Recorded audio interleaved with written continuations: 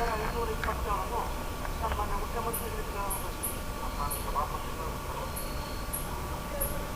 ವಿವರವಾದ ಉತ್ತರ ಕೊಟ್ಟಿದ್ದಾರೆ ಸಭಾಪತಿಗಳೇ.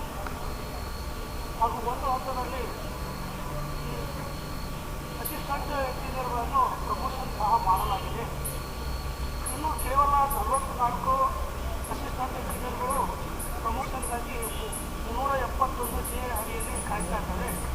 ಸೊ ಅವರನ್ನು ಸಹ ಅದಕ್ಕೆ ಪರಿಗಣನೆಗೆ ತೆಗೆದುಕೊಳ್ಬೇಕಂತ ನಾನು ನಮ್ಮ ಮೂಲಕ ವಿನಂತಿ ಮಾಡಿಕೊಂಡಿದ್ದೇನೆ. ಕಾರಣ ಇಷ್ಟೇ, ಅವರನ್ನು ಪ್ರಮೋಷನ್ ಮಾಡೋದ್ರ ಮುಖಾಂತರ ಸರ್ಕಾರಕ್ಕೆ ಯಾವುದೇ ರೀತಿಯಾದಂಥ ಹೊರೆ ಹಾಗೂ ಹಣಕಾಸಿನ